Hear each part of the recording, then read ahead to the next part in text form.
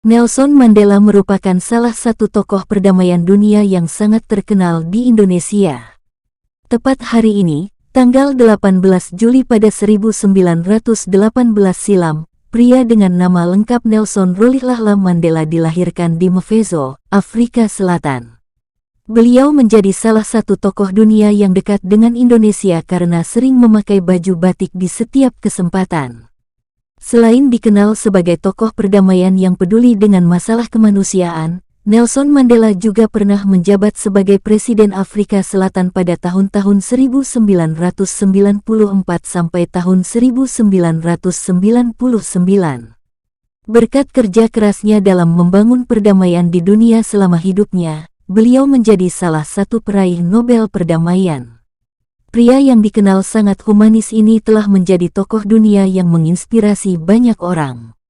Meskipun telah tiada, akan tetapi jasa dan perjuangannya menegakkan perdamaian di dunia akan selalu dikenang sepanjang masa. Sejak kecil, Mandela sudah dikenal sebagai anak yang pandai berbicara di depan guru dan teman-temannya. Bahkan, ia menjadi anak emas yang menginspirasi teman-teman sebayanya. Setelah kematian ayahnya, Mandela mulai berubah dan menjadi sosok pemberontak. Akhirnya, ia dibawa ke istana Great Place di Mekekezuen dan langsung diasuh oleh kepala suku Jongintaba Dalindiebo. Setiap Ahad, Mandela selalu menghadiri misa di gereja dan menjadi Kristen yang taat. Memasuki usia remaja, Mandela semakin sadar bahwa perlakuan kulit putih terhadap kulit hitam melukai hatinya. Perlakuan menindas yang disebut gerakan apartheid itu telah menggerakkan hati Mandela untuk melawannya. Akhirnya, pada tahun 1944 ia bergabung dengan African National Congress (ANC) untuk memperjuangkan kemerdekaan Afrika Selatan. Kemudian pada 1952, Mandela menjabat sebagai wakil presiden ANC dan menginisiasi perlawanan tanpa kekerasan.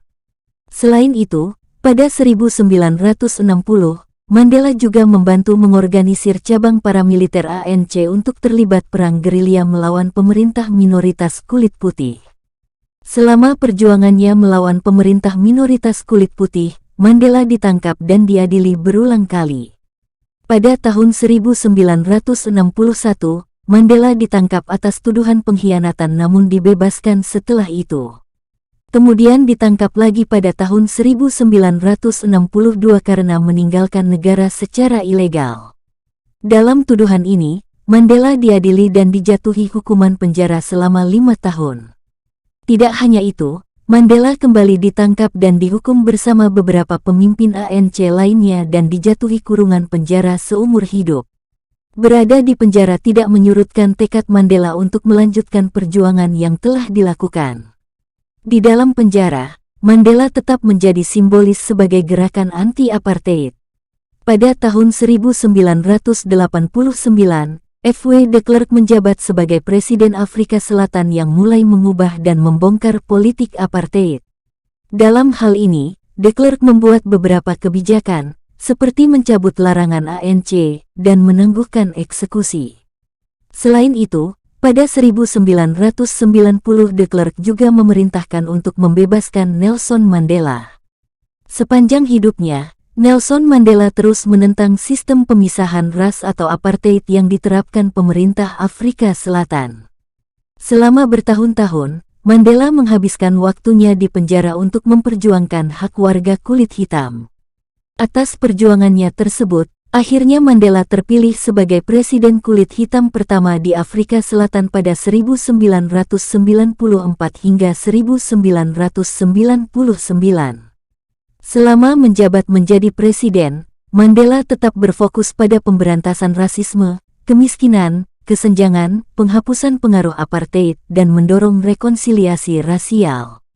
Pada 1999, Mandela memutuskan pensiun dari politik, tetapi tetap menjadi pembela global untuk perdamaian dan keadilan sosial sampai kematiannya pada Desember tahun 2013. Jangan lupa klik tombol subscribe, karena subscribe itu gratis. Aktifin juga tombol loncengnya biar gak ketinggalan video-video dari kita ya.